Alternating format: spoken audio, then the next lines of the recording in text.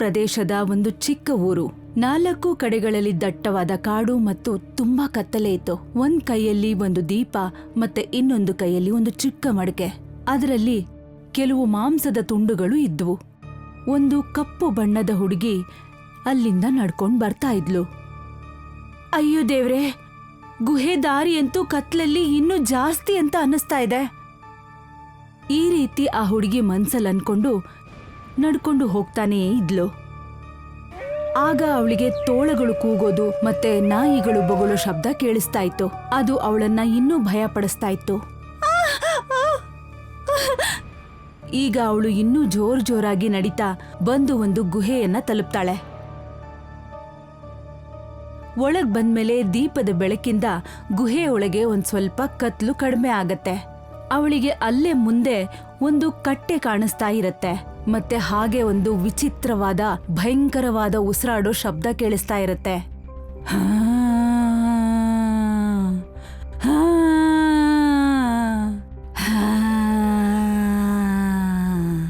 ಅವಳು ದೀಪ ಮತ್ತೆ ಆ ಮಡಕೆಯನ್ನ ಕಟ್ಟೆ ಮೇಲಿಟ್ಟು ತಾನು ಕಣ್ಮುಚ್ಕೊಂಡು ಅಲ್ಲೇ ಕೂತ್ಕೊಂಡ್ಬಿಡ್ತಾಳೆ. ಮತ್ತೆ ಅವಳು ರೂಪರೇಖಾ ಜಪ ಮಾಡೋದಕ್ಕೆ ಶುರು ಮಾಡ್ತಾಳೆ. ಈಗ ಆ ಉಸಿರಾಡೋ ಶಬ್ದ ಇನ್ನೂ ಜೋರಾಗಿ ಕೇಳ್ಸಕ್ ಶುರುವಾಗತ್ತೆ. ಆಗ ಅವಳಿಗೆ ಗೊತ್ತಾಗತ್ತೆ ಯಾರೋ ಅವಳ ಹತ್ರ ಬರ್ತಾ ಇದ್ದಾರೆ ಅಂತ. ಆದ್ರೆ ಈಗ ಕೂಡ ಅವಳು ತನ್ನ ಕಣ್ಣನ್ನ ತೆರೆಯೋದಿಲ್ಲ.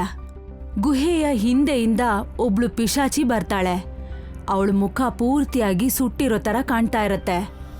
ಕಣ್ಣುಗಳು ಬೆಂಕಿ ಉಂಡೆಗಳ ತರ ಕಾಣಿಸ್ತಿರತ್ತೆ. ಉಗುರುಗಳು ತುಂಬಾ ಉದ್ದ ಇರತ್ತೆ. ಅವಳು ಕೂಡ ಆ ಹುಡುಗಿ ಮುಂದೆ ಬಂದು ಕೂತ್ಬಿಡ್ತಾಳೆ. ಮತ್ತೆ ಆ ಮಡಕೆಯಿಂದ ಮಾಂಸ ತಗೊಂಡು ತಿನ್ನೋಕ್ ಶುರು ಮಾಡ್ತಾಳೆ. ಆ ಹುಡುಗಿಗೆ ಅವಳು ತಿಂತಾ ಇರೋಂಥ ಆ ಶಬ್ದ ವಿಚಿತ್ರವಾಗಿ ಕೇಳಿಸ್ತಿರತ್ತೆ. ಆದ್ರೆ ಅವಳು ಆಗ ಕೂಡ ಧೈರ್ಯ ಮಾಡಿ ತನ್ನ ಕಣ್ಣು ಮಾತ್ರ ತೆಗಿಯೋದೇ ಇಲ್ಲ.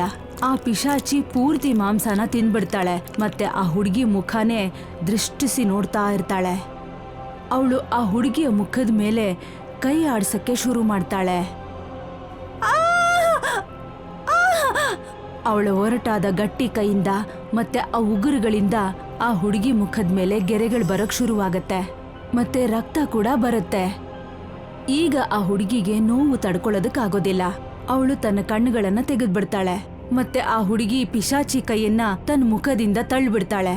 ಆ ಪಿಶಾಚಿಯ ಮುಖ ನೋಡ್ತಿದ್ದ ಹಾಗೆ ಹುಡುಗಿ ಜೋರಾಗಿ ಕಿರ್ಚ್ಕೋತಾಳೆ. ಆಗ ಪಿಶಾಚಿಗೆ ಕೋಪ ಬರುತ್ತೆ. ಅದು ಆ ಹುಡುಗಿನ ತಳ್ಳಿಬಿಡುತ್ತೆ. ಮತ್ತೆ ಆ ಹುಡುಗಿ ಮೇಲೆ ಬಂದು ಕೂತ್ಕೊಂಡು ಅವಳ ಎದೆನ ಸೀಳ್ಬಿಡತ್ತೆ. ಮತ್ತೆ ಅವಳ ಹೃದಯನ ತೆಗೆದು ತುಂಬಾ ಜೋರಾಗಿ ಕಿರ್ಚ್ತಾಳೆ. ಒಂದು ಕಾರ್ ಮಧ್ಯಮ ವೇಗದಲ್ಲಿ ದಾರಿಯಲ್ಲಿ ಹೋಗ್ತಾ ಇತ್ತು. ಅದರಲ್ಲಿ ರಾಜ್ವೀರ್ ಕೂತ್ಕೊಂಡು ಡ್ರೈವಿಂಗ್ ಮಾಡ್ತಾ ಇದ್ದ. ಅವಳ ಪಕ್ಕದಲ್ಲಿ ಶ್ವೇತಾ, ಹಿಂದೆ ಅವನ ಮಗ ರಾಹುಲ್ ಮತ್ತೆ ರಾಜ್ವೀರ್ ತಂಗಿ ಕೀರ್ತಿ ಕೂತಿದ್ಲು. ಏನಾಯ್ತು ಶ್ವೇತಾ, ಯಾಕಿನ್ನು ನಿನ್ ಮೂಡ್ ಸರಿಯಾಗಿಲ್ವಾ? ಇನ್ನೇನ್ ಮಾಡ್ಲಿ, ಡ್ಯಾನ್ಸ್ ಮಾಡ್ಲಾ? ಸಿಟಿನ ಬಿಟ್ಟು ಹಳ್ಳಿಯಲ್ಲಿ ಇರೋದಕ್ಕೆ ಹೋಗ್ತಾ ಇದೀವಿ. ಹಾ ಅಪ್ಪ, ಅದು ಎಂತ ಊರಲ್ಲಿ ಅಂದ್ರೆ ಅಂತ ಊರಲ್ಲಿ ನಮ್ಮ ಫ್ಯಾಮಿಲಿ ಅಂತವ್ರು ಇರೋದಕ್ಕೆ ಆಗಲ್ಲ. ಅತ್ತೆ, ನೀವೇನ್ ಹೇಳ್ತೀರಾ? ನಾನೇನ್ ಮಾಡ್ಲಿ? ಊರಾಗ್ಲಿ ಹಳ್ಳಿ ಆಗ್ಲಿ ನಾನು ನನ್ ಮುಖನ ಮುಚ್ಚಿಟ್ಕೊಂಡೇ ಇರ್ಬೇಕಲ್ವಾ? ಕೀರ್ತಿ, ನೀನ್ ತಲೆ ಕೆಡ್ಸ್ಕೋಬೇಡ. ಇಂಡಿಯಾಲಿ ನಿನಗೆ ಪ್ಲಾಸ್ಟಿಕ್ ಸರ್ಜರಿ ಆಗಿಲ್ಲ ಅಂದ್ರೆ ಏನಂತೆ? ನಾನು ನಿನ್ನ ಅಮೆರಿಕಾ ಕರ್ಕೊಂಡು ಹೋಗ್ತೀನಿ. ದೊಡ್ಡದಾಗ್ ಬಂದ್ಬಿಟ್ರು ಅಮೆರಿಕಾ ಕರ್ಕೊಂಡು ಹೋಗಕ್ಕೆ. ಮೊದ್ಲು ಹೇಳಿ, ನಾವ್ ಹಳ್ಳಿಗೆ ಯಾಕೆ ಹೋಗ್ತಾ ಇದೀವಿ? ಸಿಟಿಯಿಂದ ಕೆಲವು ಹುಡುಗಿಯರು ಕಾಣೆಯಾಗಿದ್ದಾರೆ. ಮತ್ತೆ ಅವರ ಕಾರ್ ಆ ಊರಿನ ಕಾಡಲ್ಲಿ ಸಿಕ್ಕಿದೆ ಅಂತೆ. ಮತ್ತೆ ಆ ಊರಿಂದ ಹುಡುಗಿಯರು ಕಾಣೆ ಆಗ್ತಾನೆ ಇರ್ತಾರಂತೆ. ಅದಕ್ಕೆ ಕಮಿಷನರ್ ಸಾಹೇಬ್ರು ನನಗೆ ಏನ್ ಹೇಳಿದಾರೆ ಅಂದ್ರೆ, ಅಲ್ಲೋಗಿ ನಾನು ಸ್ವಲ್ಪ ದಿನ ಇದ್ದು ಆ ಕೇಸ್ನ ಇನ್ವೆಸ್ಟಿಗೇಷನ್ ಮಾಡಬೇಕು. ದಟ್ಟವಾದ ಕಾಡನ್ನ ದಾಟಿ ಹೋದ್ಮೇಲೆ ಅವರ ಕಾರ್ ಬೇರಂಪೂರ್ ಹಳ್ಳಿಗೆ ಬಂದು ತಲುಪತ್ತೆ. ಮತ್ತೆ ಸ್ವಲ್ಪ ದೂರ ಹೋದ ತಕ್ಷಣ ಅವ್ರ ಕಾರು ಒಂದು ದೊಡ್ಡ ಕೋಟೆ ಮುಂದೆ ಬಂದು ನಿಲ್ಲತ್ತೆ. ಅಲ್ಲಿ ಒಬ್ಬ ವ್ಯಕ್ತಿ ನಿಂತಿರ್ತಾನೆ. ಬನ್ನಿ ಸರ್, ನನ್ನ ಹೆಸರು ಪ್ರಕಾಶ್ ಚಂದ್ ಅಂತ. ಜಮೀನ್ದಾರು ನಿಮ್ಮ ಸ್ವಾಗತಕ್ಕೆ ಅಂತ ನನ್ನ ಕಳಿಸಿದ್ರು. ನೀವಿರ್ಬೇಕಾಗಿರೋ ಬಂಗ್ಲೆ ಇದೆ ನೋಡಿ. ಅವರೆಲ್ಲರೂ ಕಾರಿಂದ ಇಳಿತಾರೆ. ಮನೆ ಅಂತೂ ತುಂಬಾ ಚೆನ್ನಾಗಿದೆ. ಒಂದ್ ವೇಳೆ ಇಲ್ಲಿ ಗೆಳೆಯರಿದ್ದಿದ್ರೆ ತುಂಬಾ ಚೆನ್ನಾಗಿರ್ತಿತ್ತು. ಅವರೆಲ್ಲರೂ ಕೋಟೆ ಒಳಗಡೆ ಹೋಗ್ತಾರೆ. ರಾಹುಲ್ ಮತ್ತೆ ಕೀರ್ತಿ ಒಂದ್ ರೂಮ್ನಲ್ಲಿ ಇರ್ತಾರೆ. ಶ್ವೇತಾ ಮತ್ತೆ ರಾಜ್ವೀರ್ ಇನ್ನೊಂದ್ ರೂಮಲ್ಲಿ ಇರ್ತಾರೆ. ಈ ಮನೆ ತುಂಬಾ ಚೆನ್ನಾಗಿದೆ ಅಲ್ವಾ? ಶ್ವೇತಾ ಈಗ ಕೂಡ ಅವನನ್ನ ತುಂಬಾ ಕೋಪದಲ್ಲಿ ನೋಡ್ತಾ ಇರ್ತಾಳೆ. ಆಗ ಅವನ್ ಮೊಬೈಲ್ಗೆ ಕಮಿಷನರ್ ಸಾಹೇಬ್ರ ಫೋನ್ ಬರುತ್ತೆ. ರಾಜ್ವೀರ್, ಏನಾದ್ರೂ ಗೊತ್ತಾಯ್ತಾ? ಅಯ್ಯೋ ಸರ್, ನಾನು ಈಗಷ್ಟೇ ಊರ್ನ ತಲುಪಿರೋದು. ಬಂದ ತಕ್ಷಣ ನನಗೆ ಹೇಗೆ ಗೊತ್ತಾಗುತ್ತೆ? ಓ ಸರಿ, ಮನೆ ಉಳ್ಕೊಳ್ಳೋದಕ್ಕೆ ಚೆನ್ನಾಗಿದೆ ಅಲ್ವಾ? ಹಾ ಚೆನ್ನಾಗಿದೆ, ನೀವೇನ್ ತಲೆ ಕೆಡ್ಸ್ಕೊಳಕ್ ಹೋಗ್ಬಿಡಿ. ನಾನು ಇವತ್ತಿಂದನೇ ಇನ್ವೆಸ್ಟಿಗೇಷನ್ ಶುರು ಮಾಡ್ಕೋತೀನಿ. ಜೈ ಹಿಂದ್. ಜೈ ಹಿಂದ್. ರಾಜ್ವೀರ್ ಕಾಲ್ ಕಟ್ ಮಾಡಿ ಮನೆಯಿಂದ ಹೊರಟ್ಬಿಡ್ತಾನೆ. ಪ್ರಕಾಶ್, ನನ್ನ ಜೊತೆ ಬಾ. ಸರಿ ಸರ್. ಪ್ರಕಾಶ್ ರಾಜ್ವೀರ್ ಜೊತೆ ಊರಿನ ಕಾಡಿನ ಕಡೆ ಹೊರಟ್ಬಿಡ್ತಾನೆ. ತನ್ನ ರೂಮಲ್ಲಿ ಕಿಟಕಿ ಹತ್ರ ನಿಂತಿರೋ ಕೀರ್ತಿ ಅವರಿಬ್ರು ಹೋಗ್ತಾ ಇರೋದನ್ನೇ ನೋಡ್ತಿರ್ತಾಳೆ. ರಾಜ್ವೀರ್ ಪ್ರಕಾಶ್ ಜೊತೆ ಒಂದು ವಿಚಿತ್ರವಾದ ಜಾಗಕ್ಕೆ ಹೋಗ್ತಾನೆ. ಅಲ್ಲಿ ಊರಿನ ಕೆಲವು ಜನ ಬೆಂಕಿ ಹಾಕೊಂಡು ಹರಟೆ ಹೊಡಿತಾ ಕೂತಿರ್ತಾರೆ. ರಾಮ್ಲಾಲ್, ಇವರು ದರೋಗ ಅಂತ ಸಿಟಿಯಿಂದ ಇಲ್ಲಿಗೆ ತಪಾಸಣೆಗೆ ಬಂದಿದ್ದಾರೆ. ಇವ್ರ ಸಿಟಿಯಿಂದ ಕೂಡ ಕೆಲವು ಹುಡುಗಿಯರು ಕಾಣೆಯಾಗಿದ್ದಾರಂತೆ. ಆದ್ರೆ ನೀವು ಇಲ್ಲಿಗೆ ಬಂದರೂ ಕೂಡ ಏನು ಸಿಗೋದಿಲ್ಲ ನಿಮ್ಗೆ ದರೋಗ ಅವ್ರೆ. ಆ ಹುಡುಗಿಯರು ಯಾರು ಕಾಣೆ ಆಗಿಲ್ಲ. ಅವರು ಅವರ ಇಚ್ಛೆಯಿಂದಾನೇ ಸಾಯಕ್ ಹೋಗಿರೋದು. ಸಾಯಕ್ ಹೋಗಿರೋದಾ?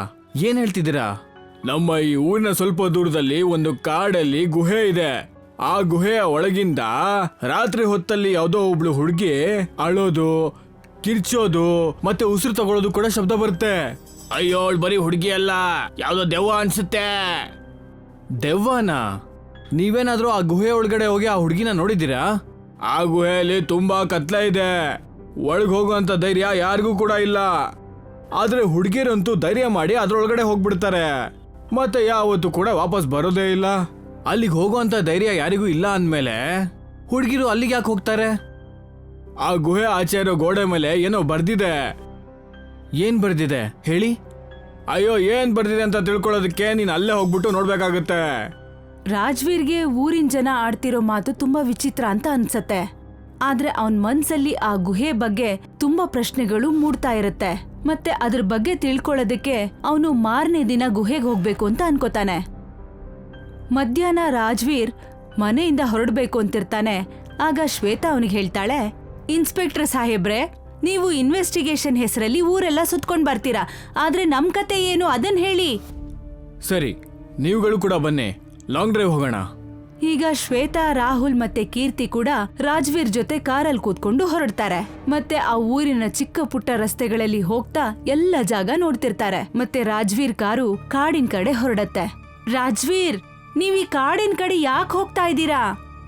ಊರಿನ ಜನ ಹೇಳೋ ಪ್ರಕಾರ ಎಷ್ಟು ಹುಡುಗಿಯರು ಕಾಣೆಯಾಗಿದಾರೋ ಅವರೆಲ್ಲ ಆ ಗುಹೆ ಒಳಗಡೆ ಹೋಗಿನೇ ಕಾಣೆಯಾಗಿರೋದು. ಅದನ್ನ ನೋಡಕ್ಕೆ ಅಂತಾನೆ ಹೋಗ್ತಾ ಇದೀನಿ.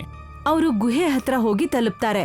ರಾಜ್ವೀರ್ ಗನ್ ತೆಗ್ದು ಕೈಯಲ್ಲಿ ಇಟ್ಕೋತಾನೆ ಮತ್ತೆ ಹೊರಗಡೆ ಹೋಗ್ತಾನೆ. ನೀವೆಲ್ಲ ಕಾರಲ್ಲೇ ಇರಿ, ಓಕೆನಾ? ಗುಹೆ ಒಳಗಡೆ ಯಾವ್ದಾದ್ರು ಪ್ರಾಣಿ ಕೂಡ ಇರಬಹುದು.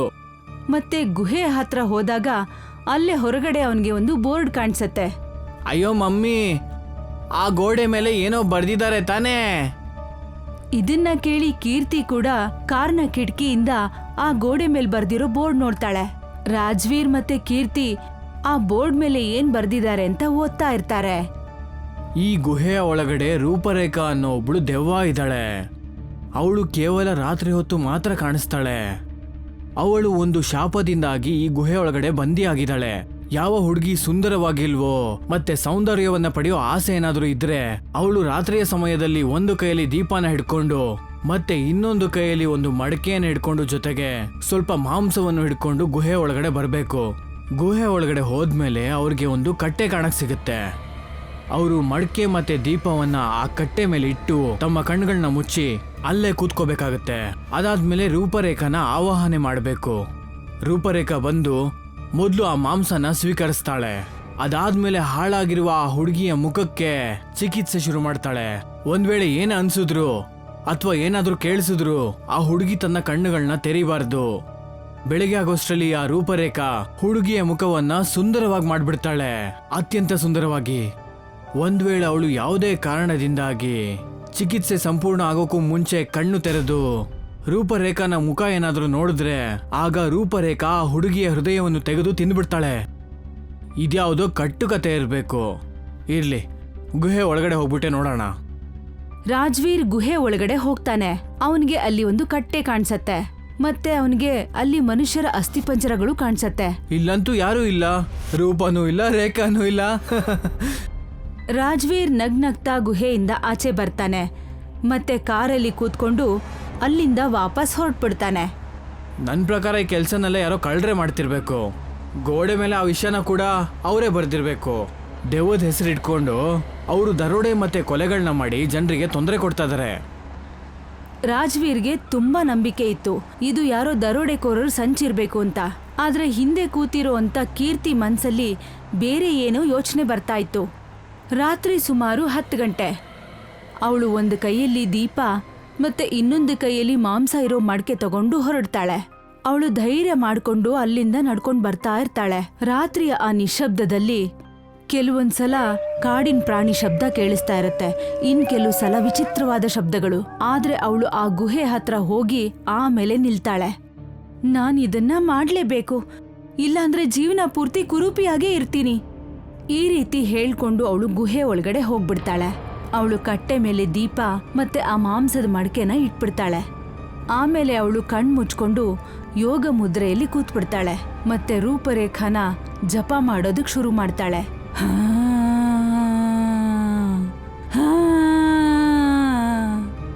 ಉಸಿರಾಡ್ತಿರೋ ಅಂತ ಆ ಭಯಂಕರವಾದ ಶಬ್ದ ಕೇಳಿದ್ಮೇಲೆ ಕೂಡ ಇವಳು ಕಣ್ ತೆಗಿಯೋದಿಲ್ಲ. ಪಿಶಾಚಿ ಅವಳು ಮುಂದೆ ಬರ್ತಾಳೆ ಮತ್ತೆ ಆ ಮಡಕೆಯಲ್ಲಿದ್ದ ಮಾಂಸನ ಅಗದು ತಿಂತಾಳೆ. ಆಮೇಲೆ ಅವಳು ಕೀರ್ತಿ ಹತ್ರ ಬರ್ತಾಳೆ ಮತ್ತೆ ಅವಳ ಮುಖದ ಒಂದು ಭಾಗ ಸುಟ್ಟಿರತ್ತೆ. ಆ ಭಾಗದಲ್ಲಿ ಅವಳು ತನ್ನ ಉಗುರಿಂದ ಗೆರೆ ಎಳೆಯೋದಕ್ಕೆ ಶುರು ಮಾಡ್ತಾಳೆ. ಕೀರ್ತಿ ಮುಖದ ಮೇಲೆ ಉರಿ ಶುರುವಾಗ್ಬಿಡತ್ತೆ. ಆದ್ರೂ ಅವಳು ಕಣ್ ಮಾತ್ರ ತೆಗಿಯೋದಿಲ್ಲ. ಅದಾದ್ಮೇಲೆ ರೂಪರೇಖಾ ಪಿಶಾಚಿ ಅವಳು ಮುಖದ ಮೇಲೆ ಜೋರಾಗಿ ಊದ್ತಾಳೆ. 4 ಕಡೆಯಲ್ಲಿ ಒಂದು ವಿಚಿತ್ರವಾದ ಹೊಗೆ ಬರುತ್ತೆ ಮತ್ತೆ ಕೀರ್ತಿಯ ಕಿವಿಗಳಲ್ಲಿ ಆ ಪಿಶಾಚಿಯ ನಗ್ತಾ ಇರೋ ಶಬ್ದ ಕೇಳಿಸತ್ತೆ.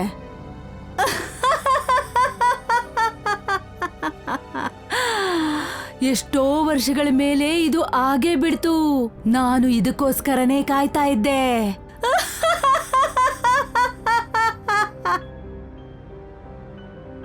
ಬೆಳಗ್ಗೆ ಆಗ್ತಿದ್ದ ಹಾಗೆ ರಾಹುಲ್ ಕಣ್ಬಿಟ್ ನೋಡ್ತಾನೆ. ಅವನ್ ಪಕ್ಕದಲ್ಲೇ ಮಲ್ಗಿರೋ ಅವ್ರ ಅತ್ತೆ ಮುಖನ ನೋಡ್ತಾನೆ ಮತ್ತೆ ಅವನು ಜೋರಾಗಿ ಕಿರ್ಚ್ಕೋತಾನೆ. ಕೀರ್ತಿ ಅತ್ತೆ, ನೀವಂತೂ ನೋಡೋದಕ್ಕೆ ತುಂಬಾ ಸುಂದರವಾಗಿ ಕಾಣ್ತಾ ಇದ್ದೀರಾ. ಅವನ್ ಕೂಗ್ತಿರೋದ್ ಕೇಳಿ ರಾಜ್ವೀರ್ ಮತ್ತೆ ಶ್ವೇತಾ ಕೂಡ ಎದ್ಬಿಡ್ತಾರೆ ಮತ್ತೆ ಓಡೋಡಿ ಅವ್ರ ರೂಮಿಗೆ ಬರ್ತಾರೆ.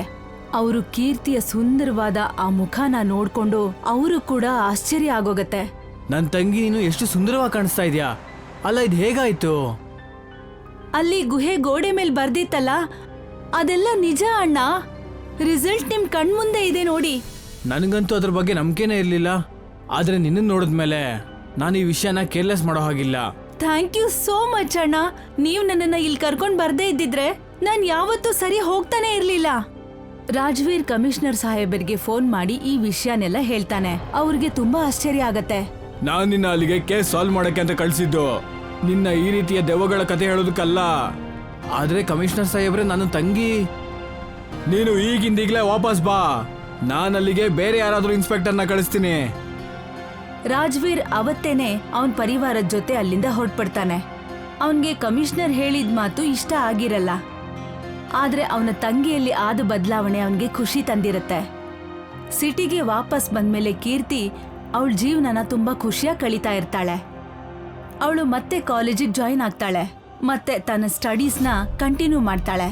ಸ್ವಲ್ಪ ದಿನ ಆಗ್ತಿದ್ದ ಹಾಗೆ ರಾತ್ರಿ 2 ಗಂಟೆಗೆ ರಾಜ್ವೀರ್ಗೆ ಫೋನ್ ಬರುತ್ತೆ. ಹಲೋ ತಲ್ಪಡೆ, ಏನಾಯ್ತು? ಸರ್, ಒಂದು ಹುಡುಗಿ ಶವ ಸಿಕ್ಕಿದೆ. ಆದ್ರೆ ವಿಚಿತ್ರ ವಿಷಯ ಏನಂದ್ರೆ ಅವಳ ದೇಹದಿಂದ ಹೃದಯ ಕಾಣೆಯಾಗಿದೆ. ಇದನ್ನ ಕೇಳಿ ರಾಜ್ವೀರ್ಗೆ ತುಂಬಾನೇ ಭಯ ಆಗತ್ತೆ. ಮತ್ತೆ ಅವನ್ಗೆ ಗುಹೆ ಗೋಡೆ ಮೇಲೆ ಬರ್ದಿರೋ ಮಾತುಗಳು ನೆನ್ಪಾಗತ್ತೆ. ಕೀರ್ತಿ ಜೊತೆ ಮುಂದೆ ಏನಾಗತ್ತೆ? ಆ ಶವ ಯಾವ ಹುಡ್ಗಿದು? ಇಲ್ಲೇನ್ ರಹಸ್ಯ ಇದೆ? ಆ ಗುಹೆಯಲ್ಲಿ ಇರ್ತಿರೋ ಅಂತ ರೂಪರೇಖಾ ಪಿಶಾಚಿದು. ಈ ಎಲ್ಲ ರಹಸ್ಯಮಯ ಕಥೆಯನ್ನ ತಿಳಿಯೋದಕ್ಕೆ ಈ ಕಥೆಯ ಮುಂದಿನ ಭಾಗನ ನೀವು ನೋಡ್ಬೇಕಾಗತ್ತೆ.